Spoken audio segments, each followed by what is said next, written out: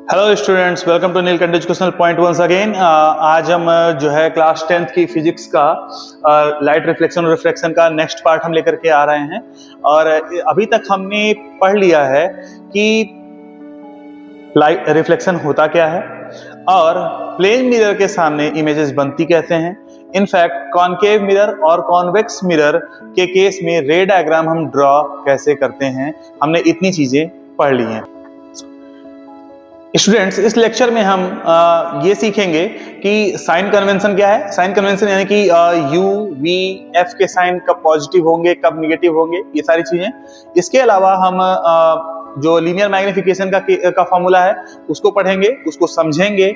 और अगर हमें किसी क्वेश्चन में m की वैल्यू दी हुई है तो हम क्या क्या डेटा उससे रिट्रीव कर सकते हैं, क्या क्या डेटा हमें मिल सकता है, क्या क्या जानकारी हमें मिल सकती है, हम इसको समझने की कोशिश करेंगे और फिर हम कुछ न्यूमेरिकल्स को सॉल्व करेंगे। ठीक है, तो हमारे साथ बने रहिए इस वीडियो के अंत तक। सो स्टूडेंट्स, सबसे पहले तो हम साइन कन्वेंशन को समझने की कोशिश करते हैं। इसमें देखिए, मैंने ये कॉनकेव मिरर के लिए एक रे डायग्राम बनाया है और इसमें ए बी ऑब्जेक्ट है, ये कॉनकेव मिरर है, ये पॉइंट पी पोल है, ये फोकल लेंथ है, सॉरी ये फोकस है और ये सेंटर ऑफ कर्वेचर है। तो यहां पर हमको सिर्फ एक चीज ध्यान रखनी है कि ये जो प्रिंसिपल एक्सिस है CFP, जो ये लाइन है, इस लाइन को अगर हम एक्स एक्सिस की तरह ट्रीट करें कार्टेशियन प्लेन के केस में और पॉइंट P को ओरिजिन की तरह ट्रीट करें, तो पॉइंट P को ओरिजिन की तरह ट्रीट करें और इस लाइन को हम एक्स एक्सिस की तरह ट्रीट करें, तो आपको पता है कि ओरिजिन के राइट साइड में प्रिंसिपल एक्सिस पर, सॉरी मतलब ओरिजिन के राइट साइड में जो एक्स एक्सिस पर वैल्यूज होती हैं वो क्या होती हैं? पॉजिटिव। तो बिल्कुल उसी तरीके से इस साइड जो भी वैल्यूज होंगी वो हमेशा क्या होंगी? पॉजिटिव होंगी। पोल के इस साइड जो भी वैल्यूज होंगी वो निगेटिव होंगी और इस पॉइंट के यानी कि इस प्रिंसिपल एक्सिस के ऊपर का जो भी पार्ट होगा वहां पर वैल्यूज पॉजिटिव होंगी और नीचे की तरफ आने पर वैल्यूज निगेटिव होंगी। ये बहुत सिंपल है और अगर आपको इस तरीके से आप इन चीजों को याद कर लेते हैं तो कोई भी टफ चीज नहीं है। आपको सिंपली क्या करना है, आपको प्रिंसिपल एक्सिस को क्या मान लेना है? एक एक्स एक्सिस की तरह ट्रीट करना है और पोल को ओरिजिन की तरह ट्रीट करना है। अब कार्टेशियन प्लेन में हम ऑलरेडी ये जानते हैं कि ये अगर ओरिजिन है तो ये पॉजिटिव एक्स डायरेक्शन है, ये निगेटिव एक्स डायरेक्शन है, ये पॉजिटिव वाई डायरेक्शन है और ये निगेटिव वाई डायरेक्शन है।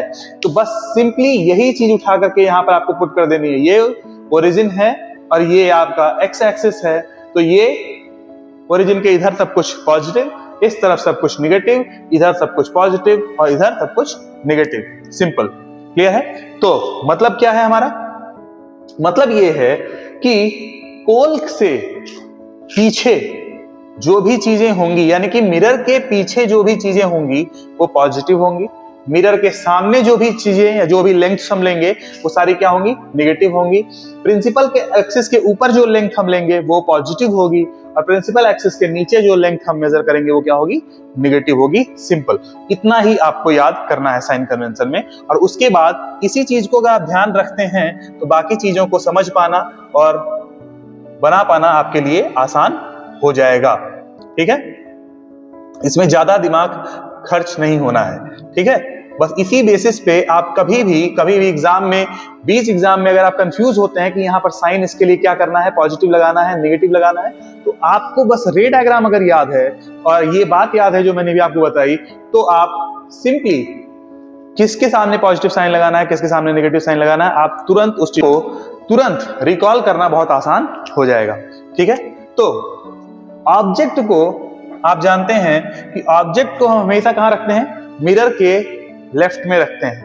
ठीक, मिरर के फ्रंट में रखते हैं और मिरर के लेफ्ट में जब ऑब्जेक्ट को रख रहे हैं तो पोल के लेफ्ट में जो आएगा वो क्या होगा? निगेटिव। तो यहां से आपका u जो है वो हमेशा क्या होगा? निगेटिव होगा। u की वैल्यू हमेशा ही क्या आएगी?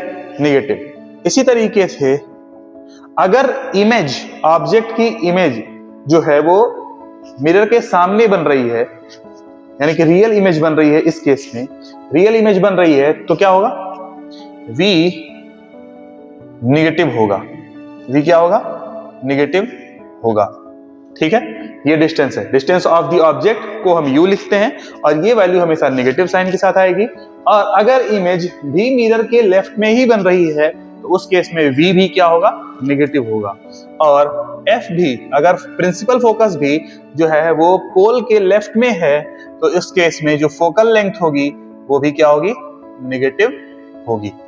ठीक, ऑब्जेक्ट को जनरली हम प्रिंसिपल एक्सिस के ऊपर ही प्लेस करते हैं, तो इसका मतलब ये है कि ऑब्जेक्ट की हाइट, जिसको हम या तो h लिखते हैं, कहीं कहीं पे आपको किसी किसी बुक में ये HO लिखा हुआ मिल जाएगा और किसी किसी बुक में ये O लिखा हुआ मिल जाता है, H या HO या सिंपली O लिखा हुआ मिल जाता है। तो ये तीनों चूंकि प्रिंसिपल एक्सिस के ऊपर हैं तो ये हमेशा पॉजिटिव होंगे।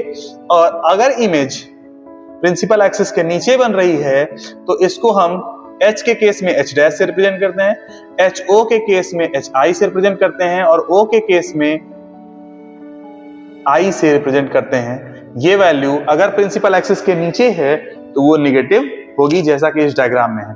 ठीक है, मतलब फिर से रिपीट कर दे रहा हूं, हर वो चीज जो पोल के लेफ्ट में होगी, हर वो लेंथ जो आप पोल से लेफ्ट में की साइड जाकर के मेजर करते हैं, वो जैसे फोकल लेंथ, ऑब्जेक्ट की प्लेसमेंट या इस डायग्राम में इमेज की पोजीशन, ये सब की सब क्या होंगी, नेगेटिव होंगी, क्योंकि इनको आप पोल के लेफ्ट जाकर के मेजर कर रहे हैं।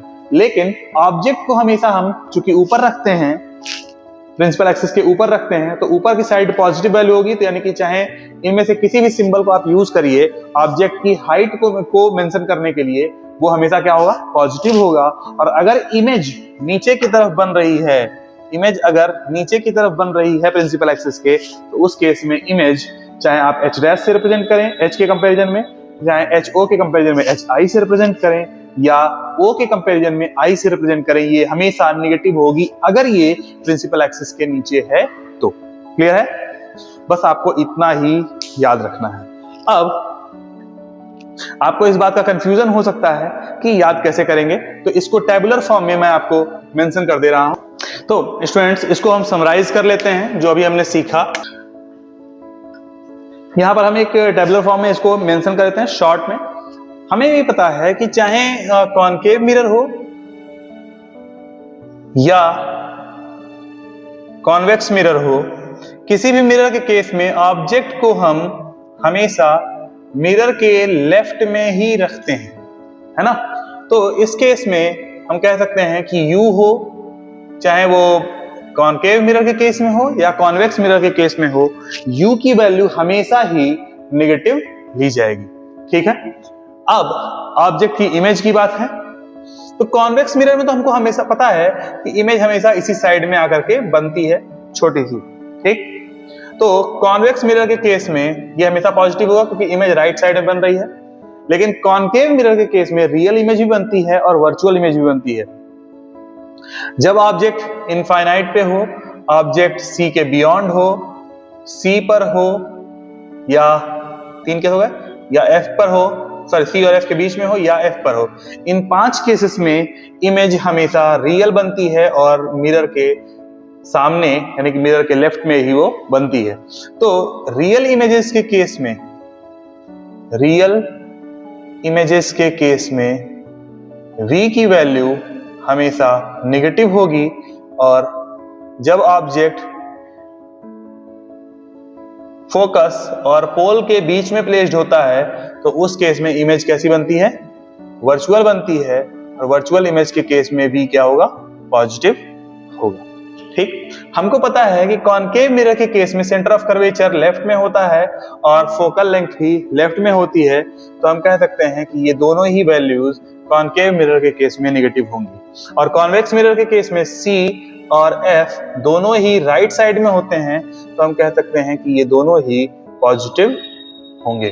क्लियर है, तो आप एक अगर चाहें आप स्क्रीनशॉट इसका ले सकते हैं कि कॉनकेव मिरर के केस में कब U नेगेटिव, V नेगेटिव या पॉजिटिव या F नेगेटिव होता है। तो आप एक तरीके से याद कर सकते हैं इन शॉर्ट कि कॉनकेव मिरर के केस में U, V, F और R हमेशा नेगेटिव होते हैं, सिर्फ एक केस में v की वैल्यू पॉजिटिव होती है, वो क्या है? जब ऑब्जेक्ट f और p के बीच में यानी कि फोकस और पोल के बीच में प्लेस्ड होता है, सिर्फ उस केस में इमेज वर्चुअल बनती है और v पॉजिटिव होता है। बाकी हर केस में सारी चीजें नेगेटिव होती हैं। कॉन्वेक्स मिरर के केस में आप याद कर सकते हैं कि u केवल नेगेटिव होता है, बाकी सब कुछ क्या होता है? पॉजिटिव होता है और हमेशा पॉजिटिव होता है।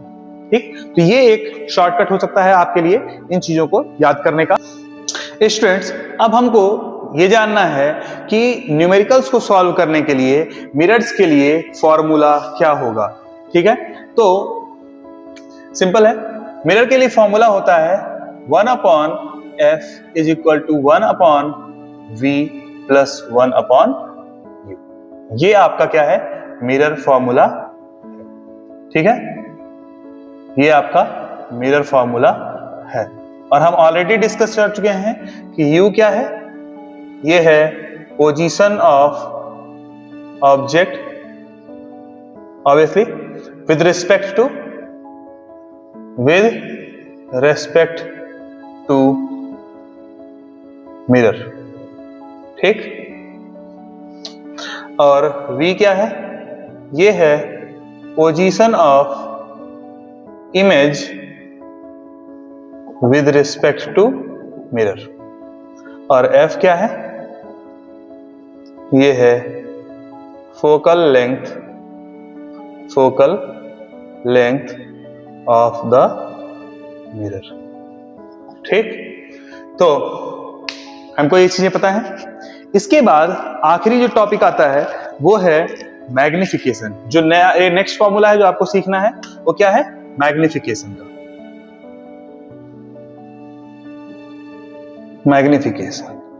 मैग्निफिकेशन का मतलब क्या होता है? मैग्निफिकेशन का मतलब है इमेज। मैग्निफिकेशन वर्ड का मतलब क्या है? कि इमेज कितनी बड़ी या छोटी है। मैग्निफिकेशन टर्म से यहां पर हमारा सिंपली मतलब इतना है कि इमेज का साइज ऑब्जेक्ट की साइज के कंपैरिजन में कितना छोटा या कितना बड़ा है। तो यहां पर सिंपली क्या है मैग्निफिकेशन का मतलब? Ratio of size of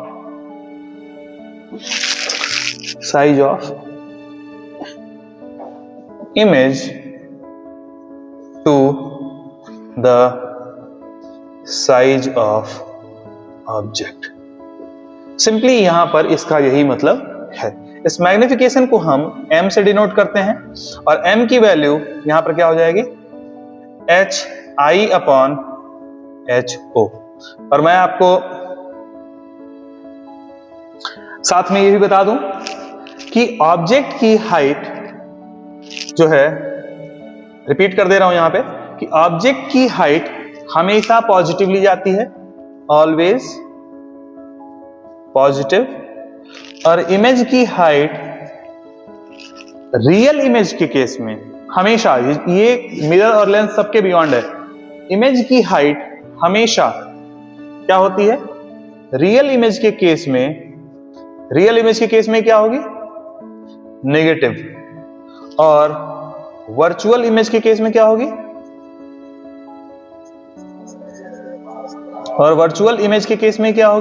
positive. हमेशा इस चीज को आप यहां पर याद रख सकते हैं कि ऑब्जेक्ट की हाइट हमेशा पॉजिटिव ली जाती है, इमेज की हाइट रियल इमेज के केस में नेगेटिव होती है, क्योंकि इमेज जो रियल होती है, चाहे वो मिरर हो या लेंस, वो हमेशा कहां बनेगी? प्रिंसिपल एक्सिस के नीचे बनती है। ठीक, और अगर वर्चुअल इमेज बन रही है तो वो प्रिंसिपल एक्सिस के ऊपर ही बनेगी, तो उस केस में हम उसको पॉजिटिव लेंगे। क्लियर है? ठीक, तो यहां से ये चीज आती है। जब इस फॉर्मूला को हम डिराइव कर रहे होते हैं तो उसी केस में हमको इसका रिलेशन v और u से देखने को मिलता है, और वो रिलेशन क्या होता है? -v/u। बात समझ में आ रही है? तो ये डेरिवेशन के दौरान ये हमारा कॉन्सेप्ट इतना ही है जो हम निकालना चाहते हैं, लेकिन हमें डेरिवेशन के दौरान पता चलता है कि hi/ho का जो रेशियो है वो v/u के बराबर है। ठीक है, अब यहाँ पे hi क्या है? सॉरी, ho क्या है? ये है हाइट ऑफ ऑब्जेक्ट। hi है हाइट ऑफ इमेज और v और u क्या है हम ऑलरेडी जानते हैं और m मैग्निफिकेशन है। ठीक है, क्लियर है। यही इतना फॉर्मूला आपको सीखना है, इतना ही फॉर्मूला आपको याद करना है। ठीक है, यही दो फॉर्मूले बस। क्या है 1/f is equal to 1/v plus 1/u, यानी कि जो फोकल लेंथ का इनवर्स है वो ऑब्जेक्ट की पोजीशन के इनवर्स और इमेज ऑब्जेक्ट की पोजीशन के इनवर्स और इमेज की पोजीशन के इनवर्स के सम के बराबर होता है। और यहां पर मैग्निफिकेशन क्या है, हमेशा ये रेशियो होता है इमेज की साइज बटे ऑब्जेक्ट की साइज। ये मिरर के केस में भी होता है, लेंस के केस में। बस डिफरेंस क्या आता है, मिरर के केस में यहां पर भी हमको नेगेटिव साइन देखने को मिलता है, लेकिन लेंस के केस में यहां पर हमको नेगेटिव साइन देखने को नहीं मिलता है, पॉजिटिव साइन देखने को मिलता है। ठीक है, तो अभी हम लेंस के बारे में जब पढ़ेंगे तो वहां अलग से देखेंगे। बस इतना ये दो फॉर्मूले हमको याद करने हैं। ठीक, अब जब हमको ये रेशियोज मिल गए हैं तो चलिए हम m के केस को और डिटेल में थोड़ा सा समझते हैं। तो स्टूडेंट्स, अब हमने ये दोनों फॉर्मूला समझ लिया, अब हमें इसके आगे बढ़ना है। तो m की वैल्यू किस तरह की वैल्यूज पॉसिबल है। क्या m की वैल्यू पॉजिटिव आती है या m की वैल्यू नेगेटिव आती है या m की वैल्यू 1 से बड़ी होती है, 1 के इक्वल होती है, छोटी होती है, क्या क्या पॉसिबिलिटी है। तो यहां पर मैं आपको क्लियर कर दूं कि m की पॉसिबिलिटीज कितनी है। देखिए, अगर इमेज ऑब्जेक्ट के साइज की बन गई, यानी कि इमेज भी उतनी ही बड़ी बनी जितनी ऑब्जेक्ट की साइज थी, तो दोनों का रेशियो क्या हो जाएगा 1। तो m की वैल्यू पॉसिबल क्या है 1। ठीक, m की वैल्यू, सिर्फ न्यूमेरिकल वैल्यू की बात कर रहा हूं इसलिए मॉड लगा रहा हूं, m की वैल्यू 1। अगर इमेज ऑब्जेक्ट के साइज के कंपैरिजन में बड़ी बनी तो उस केस में क्या होगा, hi/ho की वैल्यू 1 से ज्यादा होगी। सिंपली ऐसे समझ लीजिए कि अगर इमेज मान लीजिए 3 सेंटीमीटर का बना, 3 सेंटीमीटर का, और ऑब्जेक्ट जो है वो 2 ही सेंटीमीटर का था, तो 3/2 is 1.5 which is greater than 1.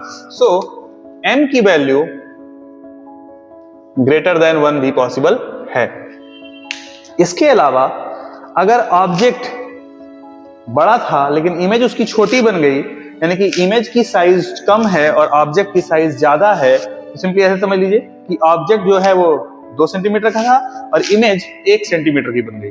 तो मतलब ये 2 ये 1, तो 1/2 वैल्यू क्या हो जाएगी 0.5 which is less than 1। तो m की वैल्यू लेस देन 1 भी पॉसिबल है। ये तो हो गई बात m के मैग्नीट्यूड की। ठीक है, अब बचता क्या है, इसको और समझ लीजिए। अगर मिरर्स के केस में केवल देख रहे हैं यहां पर, अगर ऑब्जेक्ट की हाइट हमेशा पॉजिटिव लेते हैं, लेकिन अगर इमेज रियल बन गई तो उस केस में क्या होगा, hi की वैल्यू नेगेटिव आएगी। ये हमने अभी डिस्कस किया था कि अगर इमेज रियल है तो hi की वैल्यू नेगेटिव होगी।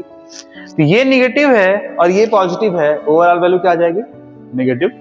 तो m की वैल्यू, m का साइन नेगेटिव हो सकता है।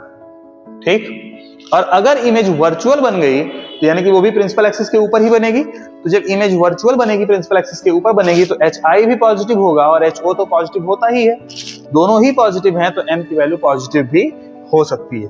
तो m की वैल्यू पॉजिटिव भी हो जाएगी। ठीक, तो यानी कि m की न्यूमेरिकल वैल्यू की 3 पॉसिबिलिटीज हैं और साइन के लिए दोनों पॉसिबिलिटीज हैं अवेलेबल। ठीक, तो अब इसको समझ लेते हैं। अगर m की वैल्यू नेगेटिव है तो हमने अभी भी देखा कि m की वैल्यू नेगेटिव कब आएगी, जब इमेज रियल हो और ऑब्जेक्ट hi की वैल्यू नेगेटिव हो और ho की वैल्यू पॉजिटिव हो। यानी कि जब इमेज क्या हो, रियल हो। तो यानी कि जब m की वैल्यू नेगेटिव आएगी, इट मींस कि इमेज कैसी होगी, रियल। और हमें अपनी अंडरस्टैंडिंग के बेसिस पर यह पता है कि जब भी इमेज रियल बनती है तो वो हमेशा कैसी बनती है, इन्वर्टेड। ठीक, तो रियल और इन्वर्टेड इमेज है, ऐसा हमको सिर्फ m के साइन को देख करके पता चल जाएगा। ठीक, और m पॉजिटिव कब होगा, जब HI भी पॉजिटिव हो और HO भी पॉजिटिव हो। तो HO तो हमेशा पॉजिटिव होता है, लेकिन HI पॉजिटिव कब होता है? जब इमेज वर्चुअल हो। इस मींस कि अगर M की वैल्यू हमें पॉजिटिव दिख रही है, दिस मींस इमेज कैसी होगी? वर्चुअल। और हमें पता है कि वर्चुअल इमेज हमेशा कैसी होती है? इरेक्ट होती है, सीधी होती है। तो इमेज वर्चुअल और इरेक्ट बनेगी। हिंदी मीडियम के स्टूडेंट्स के लिए जब M की वैल्यू ऋणात्मक होगी तो इसका मतलब जो प्रतिबिंब बन रहा है वो कैसा है? वास्तविक और उल्टा। ठीक। और जब M की वैल्यू पॉजिटिव होगी यानी कि धनात्मक होगी तो इसका मतलब इमेज कैसा है? आभासी और सीधा। ठीक है, ये बात आपको ध्यान रखना है। ठीक, क्लियर है? अब आते हैं M की वैल्यू 1 से बड़ी होने पर, 1 के बराबर होने पर और 1 से छोटी होने पर। तो अभी हम लोगों ने इसको डिस्कस किया कि M की वैल्यू 1 के बराबर कब आएगी? जब M की वैल्यू 1 के बराबर होगी उस केस में इमेज का साइज और ऑब्जेक्ट का साइज दोनों क्या होंगे? बराबर होंगे। तो इसका मतलब क्या है? इमेज कैसे बनेगी? सेम साइज की इमेज बनेगी। ठीक, यानी कि हम बराबर या बराबर नहीं कह सकते हैं कि समान आकार की इमेज बन रही है। ठीक है, समान आकार की इमेज बन रही है। ठीक, जब M की वैल्यू 1 से ज्यादा होगी, हमने अभी डिस्कस किया कि ऑब्जेक्ट इमेज क्या होगा? इमेज का साइज बड़ा होगा ऑब्जेक्ट के साइज से। तो इमेज अगर बड़ी है ऑब्जेक्ट से तभी M की वैल्यू ग्रेटर देन 1 होगी। और इसका मतलब क्या है कि जब भी M की वैल्यू बड़ी दिख रही हो, M इज ग्रेटर देन 1 यानी कि M की वैल्यू 1 से ज्यादा दिख रही है, उस केस में इमेज कैसी बन रही है? एनलार्ज्ड। एनलार्ज का मतलब हम कह सकते हैं मैग्नीफाइड इमेज है। हम इसको कह सकते हैं कि इमेज मैग्नीफाइड है, या हम कह सकते हैं कि वस्तु से बड़ा प्रतिबिंब बन रहा है। ठीक, और इसी तरीके से M की वैल्यू लेस देन 1 जब होगी तो क्या होगा उस केस में? अगर M की वैल्यू 1 से कम है तो इसका मतलब यह है कि इमेज छोटी बनी है ऑब्जेक्ट के कंपैरिजन में। ऑब्जेक्ट बड़ा है और इमेज का साइज छोटा है, तो इसका मतलब यह है कि इमेज कैसी बनी है? डिमिनिश्ड। ठीक, यानी कि छोटे आकार का प्रतिबिंब बन रहा है। ठीक है, प्रतिबिंब छोटे आकार का बन रहा है। और अगर आप इतनी चीज को याद रख सकते हैं तो एग्जाम में अगर आपको M की वैल्यू दे दी और आपको इतनी चीजें याद हैं, ये 5 चीजें याद हैं, तो आप बहुत अच्छे से प्रेडिक्ट कर सकते हैं कि इमेज कैसी बन रही है, ऑब्जेक्ट का साइज कैसा है, मतलब इमेज का नेचर क्या है। इसके अलावा आप ये प्रेडिक्ट कर सकते हैं इमेज का नेचर देख करके कि मिरर कौन सा यूज हुआ होगा। आप ये बता सकते हैं कि ऑब्जेक्ट कहां पर प्लेस्ड रहा होगा और इमेज कहां पर बन रही होगी। आप ये सारी चीजें प्रेडिक्ट कर पाएंगे। हो सकता है एग्जैक्ट वैल्यू ना आप प्रेडिक्ट कर पाए, लेकिन फिर भी एक अच्छा खासा आइडिया आपको मिल जाएगा। तो चलिए इसको देखते हैं कि कैसे ये चीजें हमें डिटेल्स देती हैं। ठीक, हमें रिजल्ट इनके बेसिस पे कैसे मिलता है। तो स्टूडेंट्स, हमने ये टेबल बनाई है। M मतलब मैग्निफिकेशन का वैल्यू क्या है, हमने रैंडम वैल्यूज दी हैं +1 और -1, ये तो एक इकलौती पॉसिबिलिटीज थी। इसके बाद हमने 1 से छोटी 2 वैल्यूज दी हैं, एक प्लस साइन के साथ और एक माइनस साइन के साथ। और वैसे ही हमने 1 से बड़ी 2 वैल्यूज दी हैं, एक प्लस साइन के साथ और एक माइनस साइन के साथ। ठीक, फिर इसके बगल में हमने लिखा है कि इन साइन को देख करके हम नेचर ऑफ इमेज कैसे कैलकुलेट करेंगे, और फिर हम देखेंगे कि मिरर कौन सा है, और उसके बेसिस पे हम बताएंगे कि ऑब्जेक्ट की पोजीशन क्या है, ऑब्जेक्ट कहां पर प्लेस्ड होगा और इमेज कहां पर प्लेस्ड होगा, और फोकल लेंथ कैसी होगी, ऑब्वियसली पॉजिटिव होगी या नेगेटिव होगी, इतनी चीजें। ठीक, तो स्टार्ट करते हैं। सबसे पहली चीज हमें यहाँ पे क्या दिख रही है? Minus plus minus plus minus plus. तो जब भी हमें माइनस साइन दिखता है इसका मतलब क्या है? इमेज रियल है और इन्वर्टेड है। तो मैं रियल के लिए यहाँ पर सिर्फ R लिख रहा हूं और इन्वर्टेड के लिए सिर्फ I।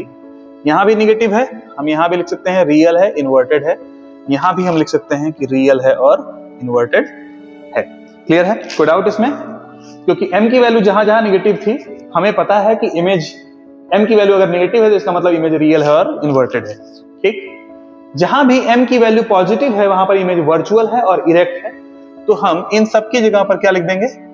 v और e। यहां भी लिख देंगे v और e, यहां भी लिख देंगे v और। ठीक है, क्लियर? अब हमें पता है m की वैल्यू अगर 1 के इक्वल है, सिर्फ न्यूमेरिकल वैल्यू की बात कर रहे हैं, साइन की बात नहीं कर रहे हैं। अगर m की वैल्यू 1 के इक्वल है इसका मतलब साइज क्या होगी? Same size. तो यहां पर इमेज कैसी बनेगी? Same size. यहां पर भी इमेज कैसी बनेगी? Same size. ठीक, इन दोनों वैल्यूज को देखिए 0.4 0.4 विच इज लेस देन 1, यानी कि m की वैल्यू लेस देन 1 है तो इमेज कैसी बन रही है? डिमिनिश्ड, यानी कि इमेज जो है वो ऑब्जेक्ट के साइज के कंपैरिजन में छोटी है। ठीक है, तो यहां पर भी इमेज कैसी बन रही है? डिमिनिश्ड, और यहां पर भी इमेज कैसी बन रही है? डिमिनिश्ड। ठीक, और थर्ड में यहां देखिए वैल्यू यहां पर 3 है और 3 है, दोनों वैल्यूज 1 से ज्यादा हैं, और 1 से जब ज्यादा होती है वैल्यू तो क्या होता है? इनलार्ज्ड इमेज बनती है, यानी कि इमेज ऑब्जेक्ट से बड़े साइज की बनती है। तो यहां पर कंफ्यूजन ना हो इसलिए ई के यहां पर एनलार्ज्ड के लिए ई एन लिखा है, और यहां पर ई का मतलब सिंपली इरेक्ट है, याद रखिएगा। ठीक है, तो हमने इतना कैलकुलेट कर लिया सिर्फ इसको देख करके। अब हम इसके बाद अपने कॉन्सेप्चुअल अंडरस्टैंडिंग को हम क्या करेंगे? यूज करेंगे आगे के ब्लॉक्स को फिल करने के लिए। तो सबसे पहली चीज ये बताइए कि रियल इमेज किस मिरर में बनती है? रियल इमेज किस मिरर में बनती है? हम कितने तरह के मिरर्स के बारे में जानते हैं? हम जानते हैं प्लेन मिरर के बारे में, फिर हम जानते हैं कर्व्ड मिरर के बारे में। कर्व्ड मिरर में हम दो तरह के मिरर्स के बारे में जानते हैं, एक स्फेरिकल मिरर और एक पैराबोलिक मिरर। पैराबोलिक मिरर आपके सिलेबस में था नहीं। फिर हम कर्व्ड मिरर में जो स्फेरिकल मिरर है उसमें हम दो मिरर्स के बारे में जानते हैं, एक कॉनकेव मिरर और एक कॉन्वेक्स मिरर। तो इन टोटल हम 3 तरह के मिरर्स के बारे में जानते हैं, एक है प्लेन, दूसरा है कॉनकेव और तीसरा है कॉन्वेक्स। तो इन्हीं 3 मिरर्स के बारे में हम जानते हैं। तो इन 3 मिरर्स में से किस मिरर में रियल इमेज बनती है? तो रियल इमेज बनाने वाला इकलौता मिरर कौन है? Concave mirror. प्लेन मिरर में भी वर्चुअल और इरेक्ट इमेजेस बनती हैं, और कॉन्वेक्स मिरर में भी वर्चुअल और इरेक्ट इमेजेस बनती हैं। रियल और इन्वर्टेड इमेज सिर्फ एक ही मिरर बनाता है, वो है कॉनकेव मिरर। तो जितनी भी रियल इमेजेस हैं इन तीनों ही केसेस में हमको दिमाग नहीं लगाना है, हमको सीधे कौन सा मिरर लिख देना है? कॉनकेव। ठीक, कॉनकेव। यहां पर भी कॉनकेव, यहां पर भी कॉन। ठीक, हमने कॉनकेव मिरर लिख दिया। अब कॉनकेव मिरर के केस में हमको पता है ऑलरेडी कि फोकल लेंथ नेगेटिव होता है, तो यहां ज्यादा दिमाग लगाना ही नहीं। ठीक, इनफैक्ट इसको लिखने की जरूरत ही नहीं थी, क्योंकि यहां से हम आगे अब वैसे भी हिंट कर लेंगे कि क्या होगा। ठीक, लेकिन मैंने इसको लिख इसलिए दिया ताकि u और v को भी जब हम लिखें तो साइन के साथ ही लिख दें। ठीक है, चलिए। तो अब मिरर का केस है, रियल और इन्वर्टेड इमेज बन रही है, तो हम कह सकते हैं कि u और v की वैल्यूज भी क्या होंगी? नेगेटिव। रियल इमेज के केस में ये भी नेगेटिव, ये भी नेगेटिव, और u तो हमेशा नेगेटिव ही होता है, तो कोई भी केस होगा u हमेशा नेगेटिव आएगा। v on the other hand object की इमेज की पोजीशन रियल इमेज के लिए मिरर के केस में हमेशा नेगेटिव होती है, तो यहां भी नेगेटिव हो जाएगी और यहां भी नेगेटिव हो जाएगी। ये जो वर्चुअल है इसमें ये पॉजिटिव हो जाएगी, इस वर्चुअल में भी ये पॉजिटिव हो जाएगी, और इस वर्चुअल में भी ये पॉजिटिव हो जाएगी। क्लियर है? अब बचा क्या? अब हमने साइन तो लगा दिया, अब बात आती है ये वर्चुअल और इरेक्ट की। अब वर्चुअल और इरेक्ट कौन कौन सी मिरर बनाते हैं? तो प्लेन मिरर क्या वर्चुअल और इरेक्ट इमेज बनाता है? हाँ। कॉनकेव मिरर बनाता है? हाँ। कॉन्वेक्स मिरर बनाता है?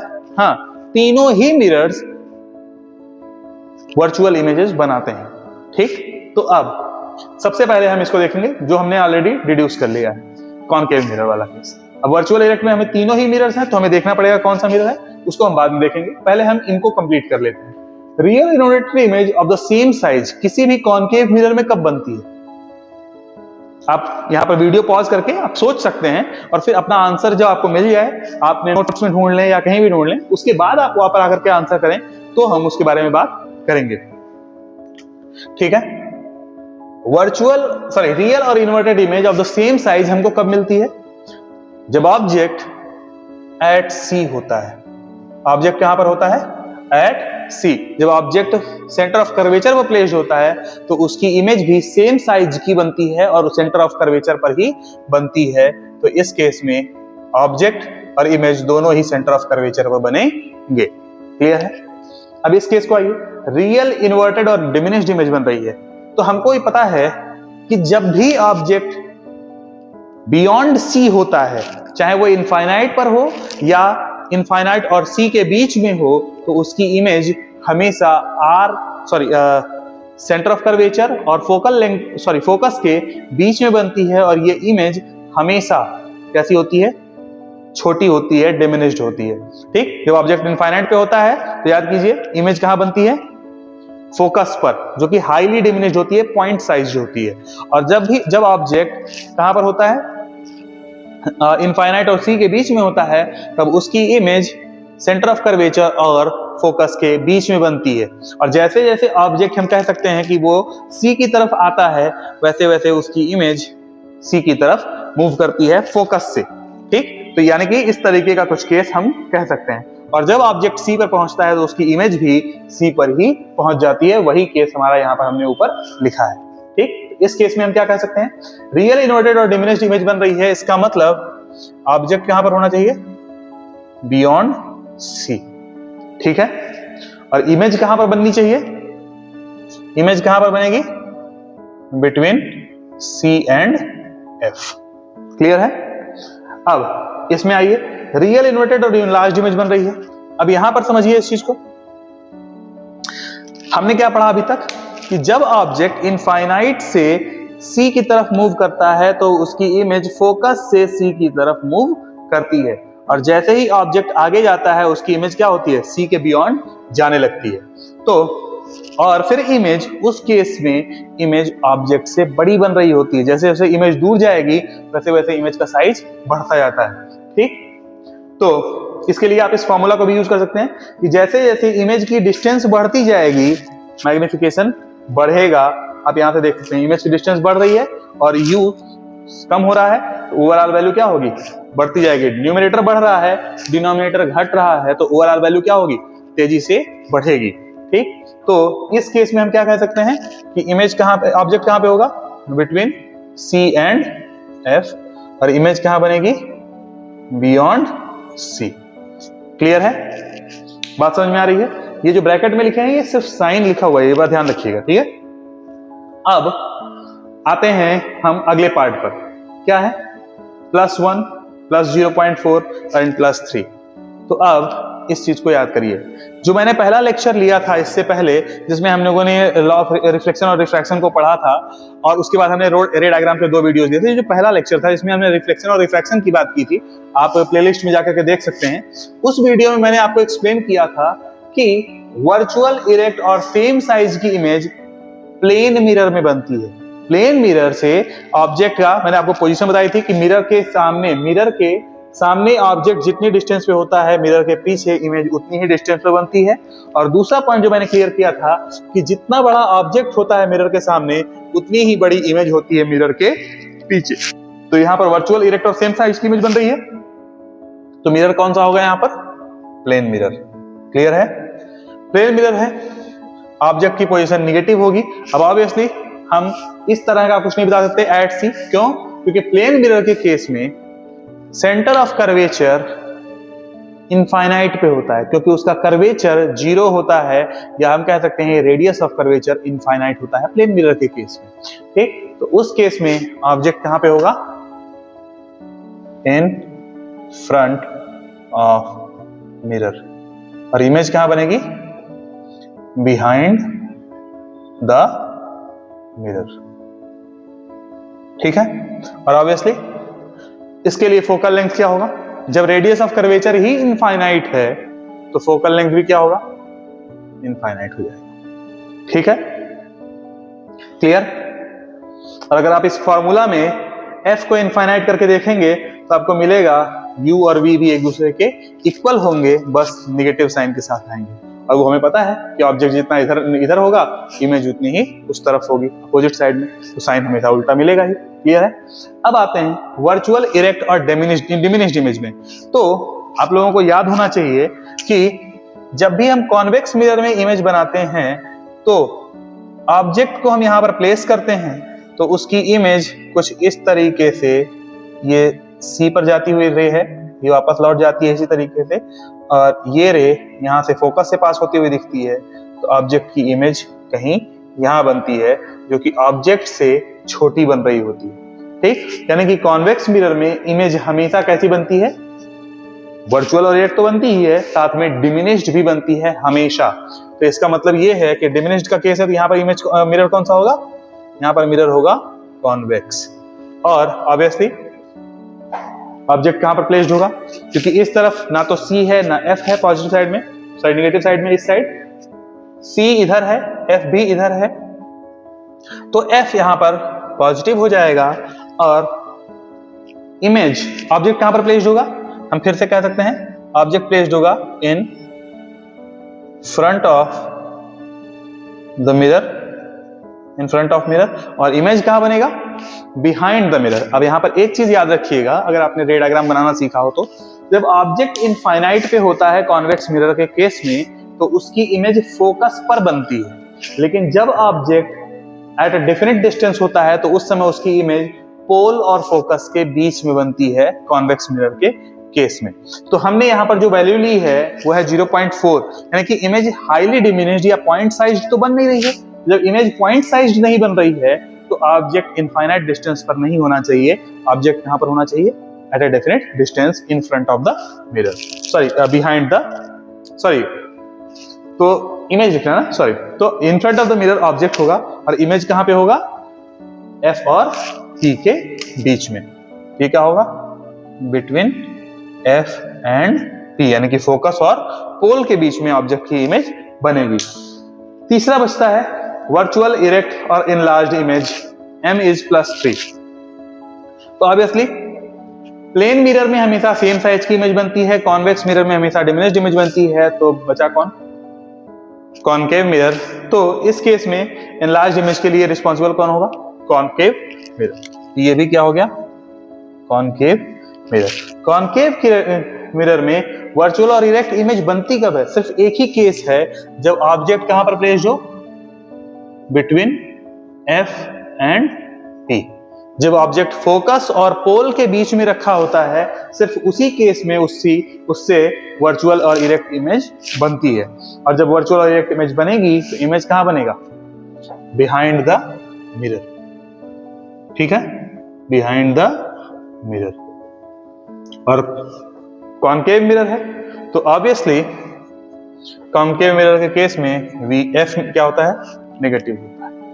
ठीक है, तो आप स्टूडेंट्स ये देख सकते हैं कि इस पूरी वीडियो में, इस पूरे टेबल में सिर्फ इस एक वैल्यू की हेल्प से, सिर्फ इस एक वैल्यू की हेल्प से हमने ये भी बताया कि इमेज का नेचर क्या होगा, मिरर कौन सा होगा, position of the object positive sign के साथ आएगी या नेगेटिव साइन के साथ, देख सकते हैं सारे में नेगेटिव ही है, पोजीशन ऑफ इमेज क्या होगी, कब पॉजिटिव और कब नेगेटिव होगी, फोकल लेंथ किसके केस में कैसा होगा, और इनफैक्ट ऑब्जेक्ट की रफली पोजीशन क्या होगी और इमेज की रफली पोजीशन क्या होगी, ये चीजें हम पता कर सकते हैं। और अगर आपको इस टेबल को रटना नहीं है, अगर आपको इस टेबल का आइडिया है, आप इस टेबल को बिना देखे, बिना नकल किए, सिर्फ अपनी मेमोरी पावर से, रे डायग्राम की आपकी अंडरस्टैंडिंग के बेसिस पर अगर आप इस टेबल को फिल कर सकते हैं खुद से, तो स्टूडेंट्स एग्जाम में आपको कभी डाउट नहीं होगा कि U नेगेटिव लेना है कि पॉजिटिव, V किस केस में पॉजिटिव होगा,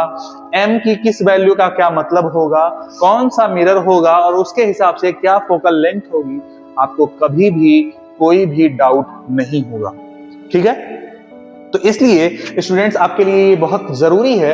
ये आपको डायरेक्टली हेल्प नहीं करेगा कि आप इसका डेटा इस्तेमाल कर सकते हैं किसी एग्जाम में या किसी क्वेश्चन को सॉल्व करने में, लेकिन ये आपकी अंडरस्टैंडिंग को बढ़ाएगा और अगर आपसे कोई मिस्टेक होती है तो आपको इंस्टेंटली वो मिस्टेक अपनी मिल जाएगी। आपको कभी डाउट नहीं होगा इस चीज पर कि मैंने तो कैलकुलेट किया, गलती है कि सही है, किसी फ्रेंड से पूछूं, नकल कर लूं, इसकी जरूरत ही नहीं है। अगर आपको इसका आइडिया है तो आपको सिर्फ m की वैल्यू देखकर पता चल जाएगा कि इमेज कैसी बनेगी, मिरर कौन सा होगा, v की वैल्यू पॉजिटिव आनी चाहिए थी या f की वैल्यू नेगेटिव आनी चाहिए थी, क्या होना था। ये सब कुछ आपको सिर्फ आपकी अंडरस्टैंडिंग के बेसिस पर समझ में आ जाएगा। और सॉल्व करने के बाद अगर आपसे गलती हुई तो आपको तुरंत ये समझ में आने लगेगा कि हाँ हमारी वैल्यू सही है या नहीं, और आप उसके बेसिस पर तुरंत कैलकुलेशन से स्टार्ट कर सकते हैं। तो स्टूडेंट्स, हमारा जो पहला क्वेश्चन है वो ये है कि an object is placed at a distance 10 centimetre from a convex mirror of focal length 15 centimetre, find the position and nature of image. यानी कि एक वस्तु है जो किसी कॉन्वेक्स यानी कि कॉन्वेक्स मिरर यानी कि उत्तल दर्पण के सामने 10 सेंटीमीटर की दूरी पर रखी है और उत्तल दर्पण का जो फोकल लेंथ यानी कि फोकस दूरी है वो 15 सेंटीमीटर की है। तो प्रतिबिंब की प्रकृति और उसकी स्थिति बताएं, यानी कि उसकी पोजीशन बताएं। मतलब हमको क्या बताया गया है, ऑब्जेक्ट जो है वो 10 सेंटीमीटर के डिस्टेंस पर प्लेस्ड है, तो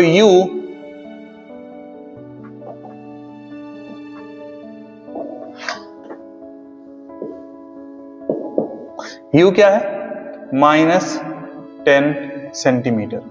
ठीक है, क्योंकि U हमेशा नेगेटिव ही होता है। ठीक, उसके बाद हमें दे रहे हैं कि मिरर कैसा है, कॉन्वेक्स मिरर। ठीक, और कॉन्वेक्स मिरर की फोकल लेंथ कितनी है, 15 सेंटीमीटर। तो फोकल लेंथ है 15 सेंटीमीटर। और मैंने अभी आपको टेबल के फॉर्म में बताया था कि कॉन्वेक्स मिरर के केस में फोकल लेंथ हमेशा पॉजिटिव होती है। ठीक, तो आपको याद रखना चाहिए था ये चीज। कॉन्वेक्स मिरर के केस में फोकल लेंथ क्या है, पॉजिटिव है। हमसे पूछ क्या रहे हैं, पोजीशन ऑफ द इमेज और nature of the image. Position का मतलब हो गया हमसे v पूछा जा रहा है पहली चीज। एक बार बताइए, u नेगेटिव है, f पॉजिटिव है, मिरर कॉन्वेक्स है। कॉन्वेक्स मिरर में पहली चीज इमेज बनती कैसी है, वर्चुअल, इरेक्ट और डिमिनिश्ड। ठीक, इमेज बनती है वर्चुअल, इरेक्ट और डिमिनिश्ड। वर्चुअल बनती है तो v की वैल्यू पॉजिटिव आएगी या नेगेटिव, पॉजिटिव। और अगर आपका आंसर यही था, वेरी गुड, v की वैल्यू पहली बात तो पॉजिटिव आएगी। तो अगर गलती से भी नेगेटिव आई तो आपको दिमाग में क्या रखना है कि आपने कोई गलती की है, तो v की वैल्यू आनी चाहिए पॉजिटिव। दूसरी चीज, कॉन्वेक्स मिरर में इमेज एक तो वर्चुअल और इरेक्ट बनी तो काम हो गया इसका, पॉजिटिव है।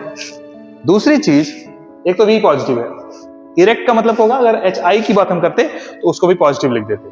दूसरी चीज क्या है, डिमिनिश्ड बनती है। और डिमिनिश्ड बनने का मतलब क्या है, m की वैल्यू लेस देन 1 होगी। और m होता क्या है, m होता क्या है, v अपॉन u। तो is less than 1, this means definitely, obviously minus sign लगाएंगे कि मैंने मॉड लगा के रखा है, साइन हटा देंगे, तो यानी कि v इज लेस देन 1। तो दूसरी चीज हमें क्या मिल रही है, v की वैल्यू, सॉरी लेस देन 1 नहीं, लेस देन u। तो यानी कि u था 10 सेंटीमीटर, तो v की वैल्यू 10 सेंटीमीटर से कम आनी चाहिए, लेस देन 10 सेंटीमीटर। v की वैल्यू होनी चाहिए क्या, लेस देन 10 सेंटीमीटर। ये हमने अपनी अंडरस्टैंडिंग के बेसिस पर प्रेडिक्ट कर लिया। तो अब चलिए हम देखते हैं हमारा प्रेडिक्शन कितना सही है। ठीक है, अगर प्रेडिक्शन सही है तो इसका मतलब जो हमने अभी तक समझा सीखा वो यहाँ पर एप्लीकेबल है और वो हमारे काम आ रहा है। ठीक, तो क्या करेंगे, हमें v की वैल्यू निकालनी है, u पता है, f पता है, तो हम क्या यूज करेंगे, फॉर्मूला, मिरर फॉर्मूला। तो by mirror formula 1 upon f is equal to 1 upon v plus 1 upon u. This implies 1 upon f is 15 centimetre is equal to 1 upon v हमें निकालना है 1 upon u -10, तो इसको रखेंगे -10 और वैल्यू क्या हो जाएगी यहाँ से 1/15 is equal to 1/v plus into minus minus 1/10। अब ये माइनस है इधर, इधर ले जाएंगे प्लस हो जाएगा। This means 1/15 plus 1/10 is equal to 1/v। इसी को हम पलट करके लिख लेंगे। This implies 1/v is equal to 15 और 10 का एलसीएम क्या आएगा 30।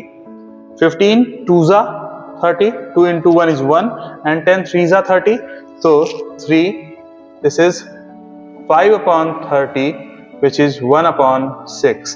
So 1/v is equal to 1/6 implies that v is equal to 6 centimeter. ठीक, तो पहली चीज v का साइन क्या है पॉजिटिव, हमने प्रेडिक्ट किया था पॉजिटिव आएगा, और दूसरा हमने प्रेडिक्ट किया था कि v की वैल्यू 10 से कम होगी और 6 is obviously less than 10 centimetre. ठीक, तो जो अंडरस्टैंडिंग हमने अभी डेवलप की थी जस्ट इसके पहले हमने जो टेबल पढ़ा है उस टेबल में, वो अंडरस्टैंडिंग के बेसिस पर हमने एक प्रेडिक्शन किया और देखिए हमारा वो प्रेडिक्शन सही भी आ रहा है। ठीक है, तो इसी तरीके से हमें क्या करना है, कैलकुलेशंस करने हैं। चलिए नेक्स्ट क्वेश्चन पे चलते हैं स्टूडेंट्स। तो हमारा नेक्स्ट क्वेश्चन है, an object 5 centimetre in length is placed at a distance 20 centimetre in front of convex mirror of radius of curvature 30 centimeter. Find the position of image, its nature and size. ठीक है, तो मतलब object क्या है 5 centimetre in length, इसका मतलब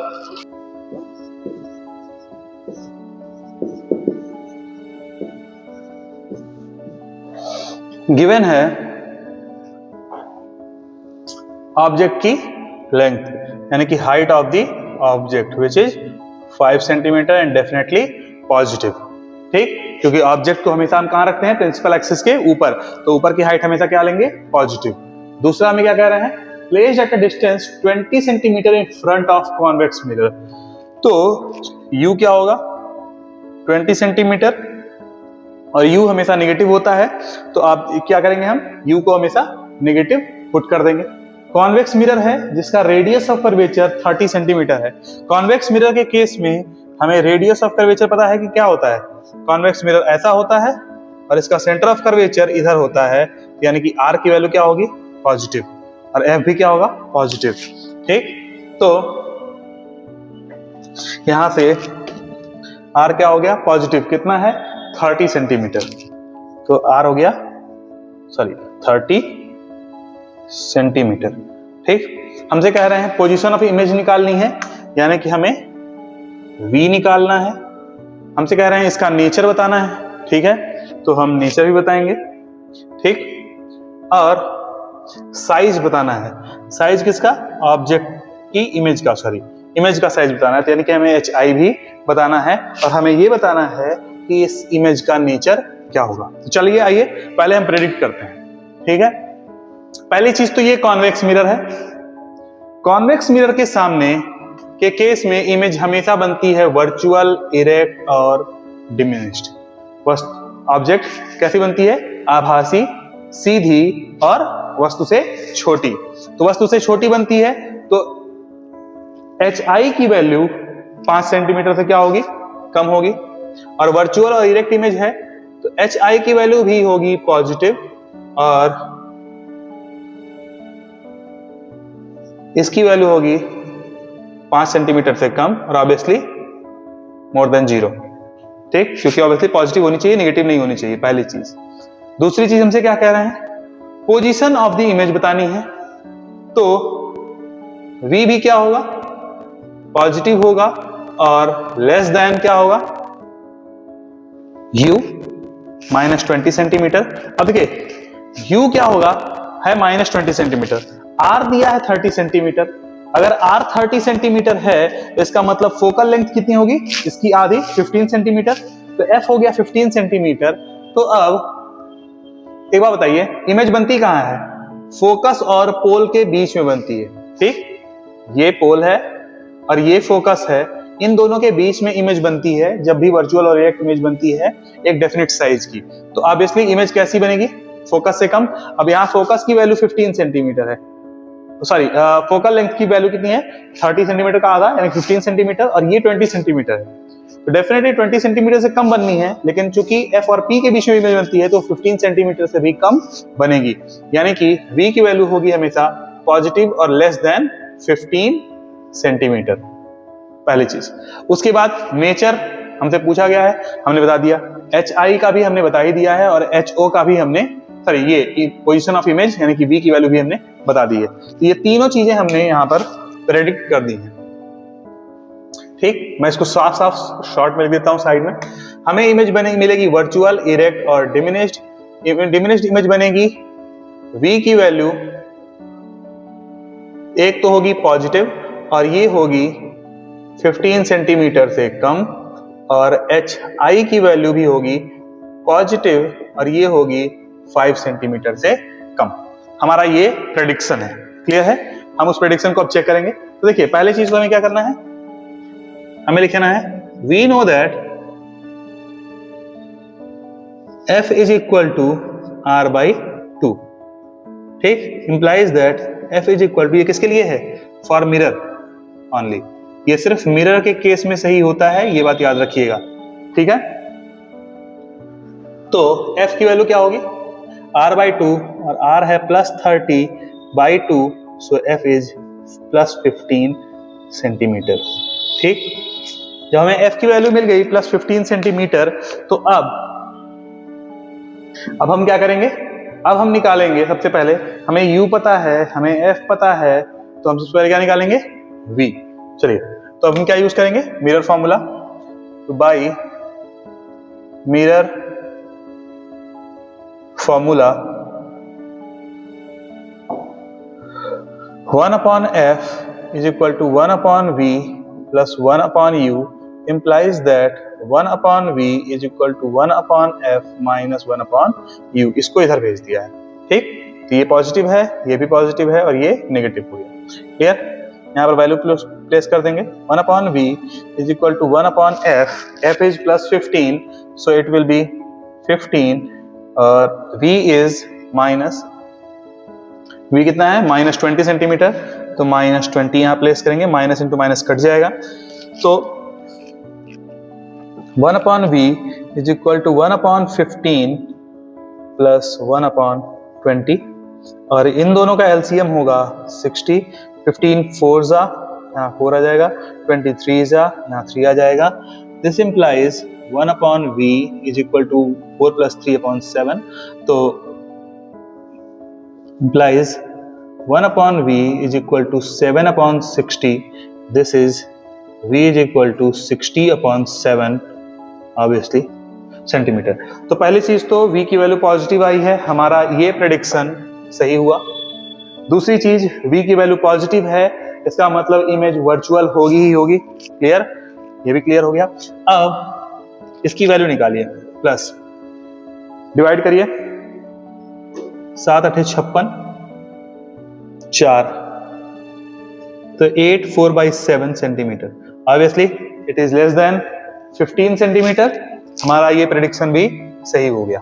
ठीक है, क्लियर, कोई डाउट? तो हमने v की वैल्यू यहां से कैलकुलेट कर ली, हमारा एक प्रेडिक्शन सही हो गया। ठीक, दूसरी चीज, अब हमसे पूछा जा रहा है कि हमें इमेज का साइज चाहिए और हमें साथ में नेचर बताना है। ठीक, तो हम यहां पर जैसे ही ये लिखा है, हम तुरंत यहीं पर लिख सकते हैं, thus we can predict that image is virtual and erect, क्योंकि v की वैल्यू पॉजिटिव आ रही है, यानी कि इमेज मिरर के पीछे बन रही है, तो इमेज वर्चुअल और इरेक्ट होगी, पहली चीज।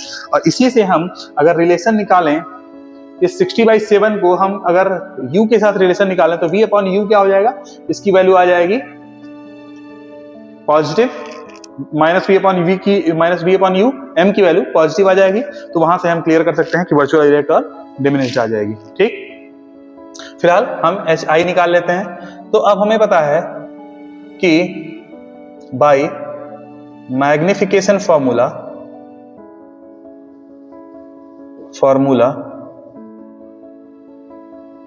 HI upon HO is equal to minus में v upon u। This implies HI is equal to minus V upon U times HO. So HI is minus V की वैल्यू है 60/7, तो ये हो गया 60/7 होल डिवाइडेड बाई U की value क्या है -20, तो ये आ गया -20 इंटू माइनस माइनस कट गया, और HO इज +5 सेंटीमीटर, तो ये आ गया, दिस इंप्लाइज 60/7 इंटू 20 इंटू 5, यहाँ से काट सकते हैं, दिस विल बी 3, तो यहां से हमें वैल्यू मिल रही है 15/7, ये है क्या HI की वैल्यू। तो आप देख सकते हैं कि HI भी यहां पर पॉजिटिव आया है, ये प्रेडिक्शन भी हमारा सही गया, और अगर हम इसको डेसिमल में कन्वर्ट करें तो 7 2s are 14, 2/1/7 centimetre, which is definitely less than 5 centimetre, हमारा ये प्रेडिक्शन भी सही गया। क्लियर? तो हम कंक्लूड कर सकते हैं कि so the image is virtual, erect and diminished. यानी कि हम कह सकते हैं डिमिनिश्ड है, यानी कि ऑब्जेक्ट से छोटे साइज की इमेज बन रही है। ठीक है, तो देखिए एक अंडरस्टैंडिंग होने की वजह से हम पहले ही प्रेडिक्ट कर पा रहे हैं कि इमेज कैसी बनेगी, वैल्यू किससे कम आएगी, और इन चीजों का फायदा हमको यहाँ कैलकुलेशन में मिल रहा है कि जैसे ही हम कैलकुलेट करेंगे हमें जो वैल्यूज मिलेंगी उन पर हमारा कॉन्फिडेंस अच्छा होगा।